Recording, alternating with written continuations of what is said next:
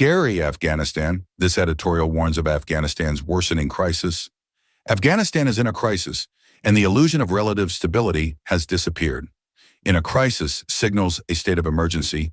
Illusion of relative stability implies that what once appeared stable is now proven false. The economy is fragile, women remain confined to their homes, and the suspension of U.S. aid is expected to deepen the country's humanitarian crisis. Fragile economy means weak and easily disrupted. Women remain confined to their homes. Highlights severe restrictions on women's freedom. Suspension of U.S. aid denotes the stoppage of crucial foreign assistance, worsening the humanitarian situation. Many who once placed their trust in the Taliban regime are now losing faith, while internal divisions within the leadership have intensified. This indicates that popular support for the Taliban is eroding as leadership splits deepen, suggesting a loss of legitimacy and cohesion. Experts warn that the growing fragmentation could eventually lead to a revolt within Taliban ranks. Fragmentation and revolt imply that internal divisions might spark an uprising among Taliban members. Amid reports of deepening disagreements, Taliban spokesperson Zabiullah Mujahid recently addressed the issue in a social media discussion. This reveals that the leadership's internal conflicts are public. Addressed means he spoke about it openly on social media. He admitted that differences in viewpoints exist, but insisted they do not escalate into physical disputes or open conflict. He acknowledges internal disagreements, but downplays their severity, claiming they remain verbal rather than violent. However, despite these denials, observers remain convinced that serious rifts are emerging within the Taliban leadership.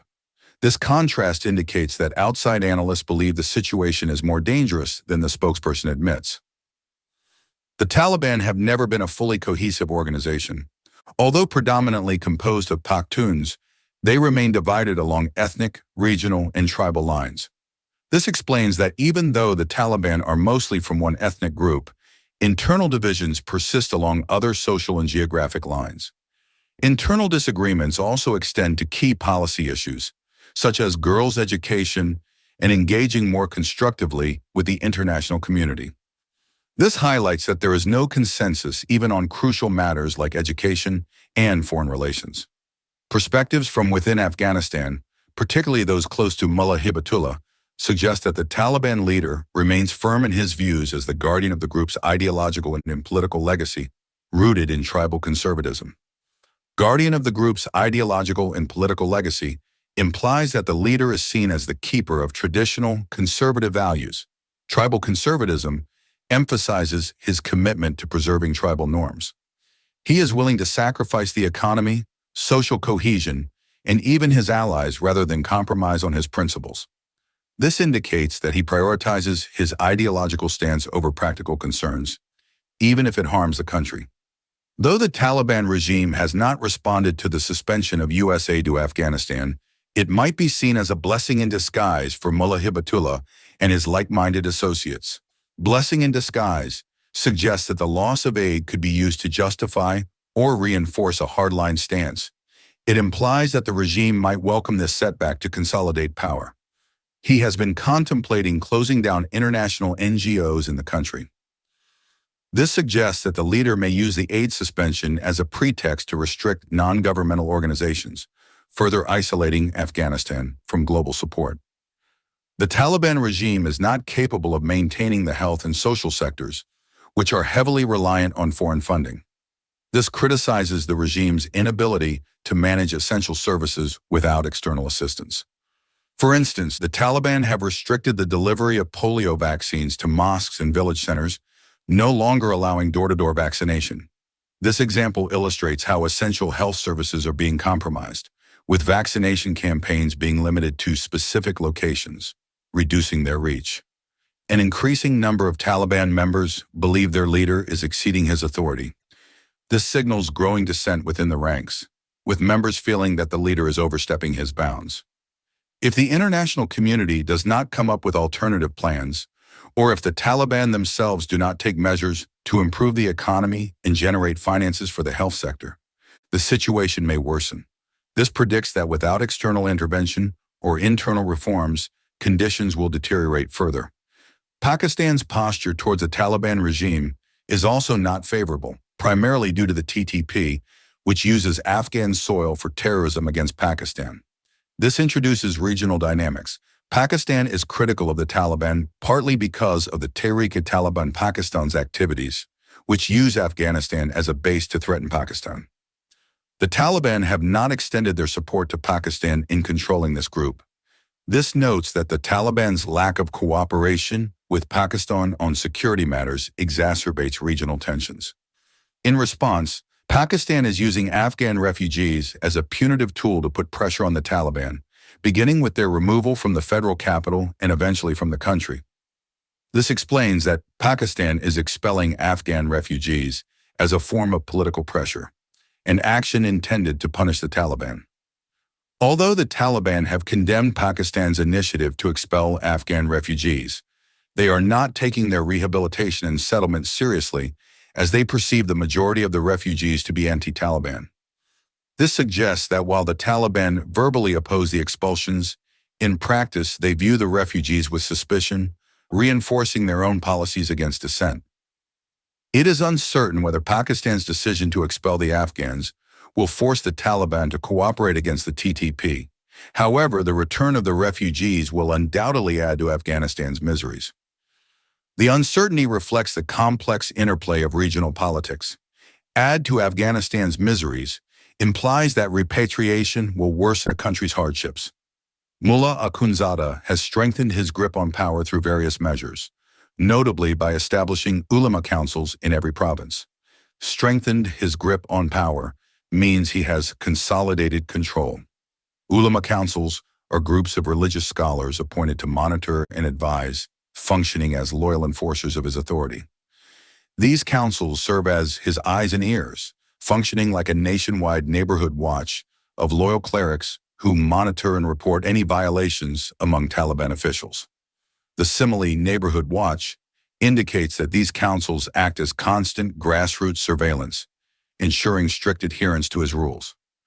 Andrew Watkins, a fellow at the U.S. Institute of Peace, has observed genuine dissent against the Emir's agenda. This introduces an external perspective from a credible source, noting that real opposition exists within the Taliban. Despite the commentary being old, it remains valid. An increasing number of Taliban members believe the Emir is overstepping his authority, yet their opposition lacks cohesion. Lacks cohesion means that although there is dissent, it is fragmented and disorganized, preventing effective collective action. They do not share a unified vision or work towards common goals, making collective action difficult. This underscores that internal divisions hinder any potential for an effective challenge to the current leadership. Meanwhile, the Emir provides a sense of consistency. In one of his rare public addresses, he asserted that the jihad, or struggle, did not conclude with the withdrawal of foreign forces in the fall of the Afghan Republic. Instead, it persists and is now focused on purifying society as adversaries remain. This describes the Emir's rhetoric, suggesting that he portrays the conflict as an ongoing ideological struggle aimed at cleansing society of perceived impurities. His appeal still holds significant influence in Taliban ranks, which poses a greater challenge for dissenters within the group. This implies that the Emir's charismatic authority continues to command loyalty, making internal opposition even more difficult. Reports of a potential revolt could delay global cooperation, and if genuine and successful dissent emerges, it could change the international assessment of Afghanistan, further increasing chaos in the country. This warns that internal turmoil might disrupt efforts by the international community to engage with Afghanistan, leading to greater instability. So far, the only advantage the Taliban have is the weak opposition. This suggests that the Taliban benefit from the lack of a strong, organized challenge to their rule. The National Resistance Front of Afghanistan, a military alliance of former Northern Alliance members, lacks the charisma, political vision, and strategy needed to attract locals and international forces seeking to establish an anti-Taliban resistance movement in Afghanistan.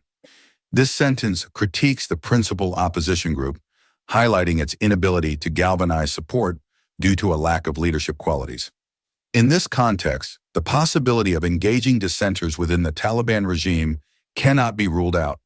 But are they capable of launching a coup against Mullah Hibatullah and establishing order afterwards? This rhetorical question raises doubt about whether internal dissent can effectively overthrow the current leadership and bring stability. The breakup of the Taliban would divide them along tribal and ethnic lines, reminiscent of the pre-Taliban era of the mid-1990s.